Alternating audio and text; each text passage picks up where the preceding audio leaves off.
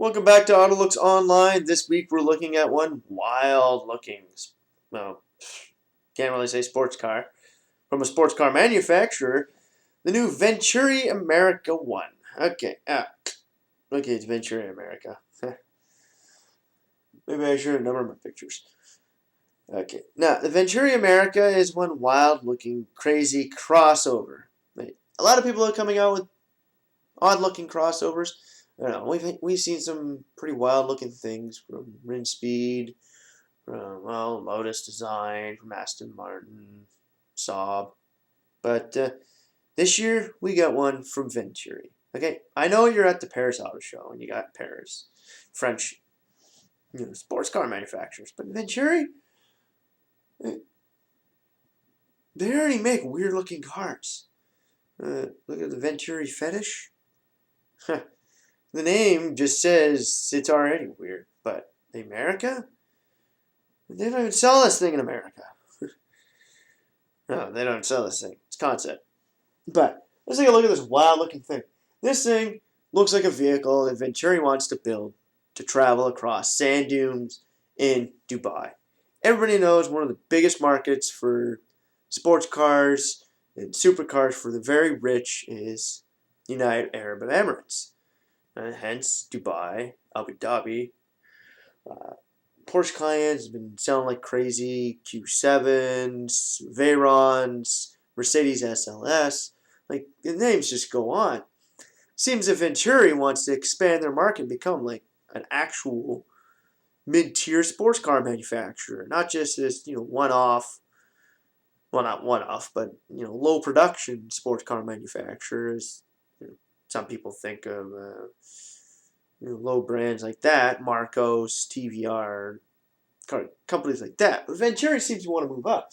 With a vehicle like this, it'd be great for deserts, African, South American. I could see people buying these things out in Las Vegas too. Hey, if Jeep can do a no-door vehicle, then how come Venturi? Jeep's got no competition besides some markets, the Land Rover Defender. But, hey, create something like this might give Jeep a run for their money on Wrangler sales, right? Now, let's take a look at one I'm a fan and one I'm not a fan. Up front, not too much of a fan. Venturi's gone a long way. You look back at their old antique sports car of the 1990s, that was a wild-looking, kick-ass car. Kind of reminiscent of the Ferrari F40, but still, it was a neat-looking sports car. People want it. This thing, I don't know, up front, headlights are kind of neat. They can lose this tiny little air duct right here. It's a little too smooth up front. That's all I could say. There's too many curves. Need some hard edges. I know Venturi's going with this weird-looking new V grill. V grills are actually hard to do. Hard to make look cool. I've tried it. Tried it for a couple of years with some of my old designs. V grills are hard to make look good. Your air ducts on this thing, they're sunken right into it. Like, there's no edging, no nothing. It's part of the front end, and they're sunken in. And you got too many freaking ducts. Okay, one here, one here, one here, one here, one here. Then you got these weird-looking lines, weird-looking turn signals, and square wheel wells. Kind of neat, kind of not. Futuristic and boring. That's all I could say about the front end. And they're not going to really receive very high marks for the front end of this thing. Really, and the other worst part about the front of this thing, it looks like it's made of plastic. Like, it looks like a toy car. When you're making a car, you're making a design, you don't make it look like a toy. What happens when you make it look like a toy? You get a Pontiac Aztek or the Chevy Avalanche, the first generation. Like, way too much plastic. One thing we've learned in this industry, people are not too crazy about plastic-looking cars. They buy cars with plastic parts. I owned a 94 Concorde before, and my front fenders were made of plastic. Look the exact same as metal. But when you make them look like they're made of plastic, it's a different story. Along the side, like I said, there's no doors. You can fit a door in there. You can fit a gull wing door in there. That'd be even cooler. But you don't need it. Okay? is a wild-looking sand dune racer. Front windshield is actually curved properly. Maximize your viewing space so you can see everything around you. Next to dropping the windshield completely like a Wrangler, this thing has got it going on. One little downfall of these mirrors. They're a little too high. Like, I know there's no door there, but they could have dropped them right here.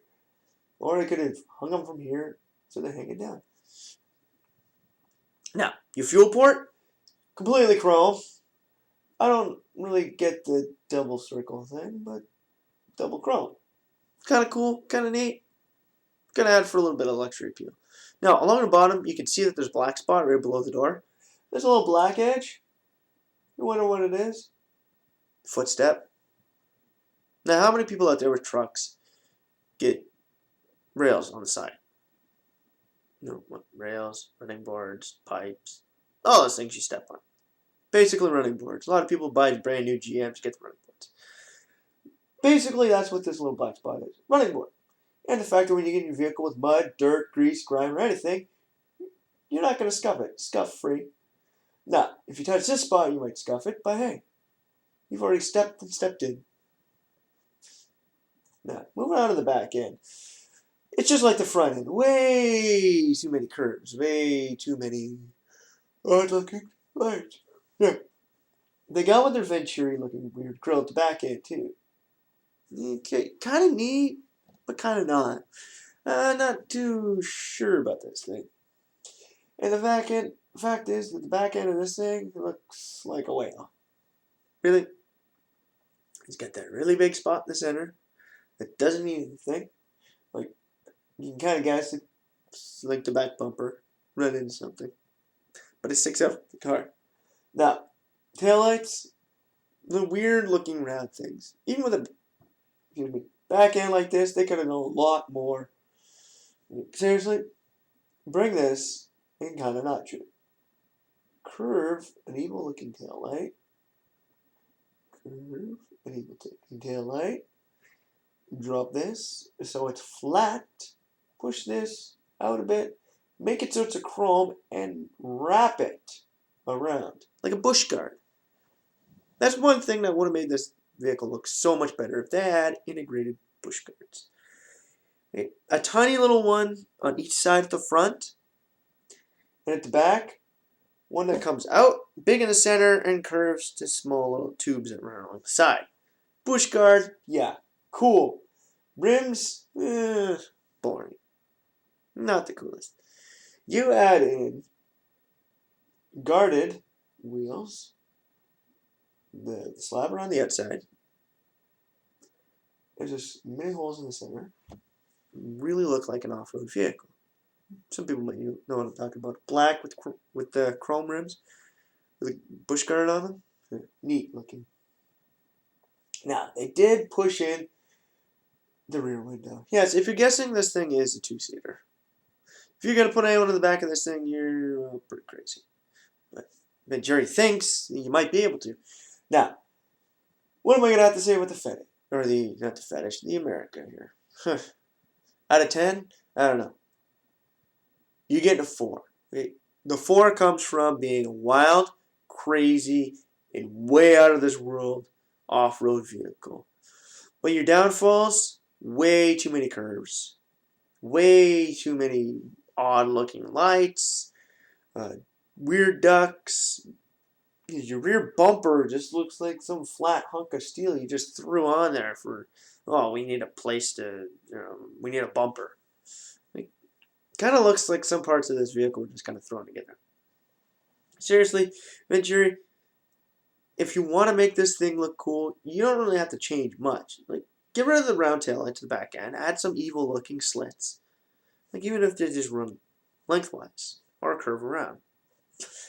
Add a bush guard to the back. Add 2 small little bush guards to the front end that kind of block off the sides. And throw a little bit of chrome on it.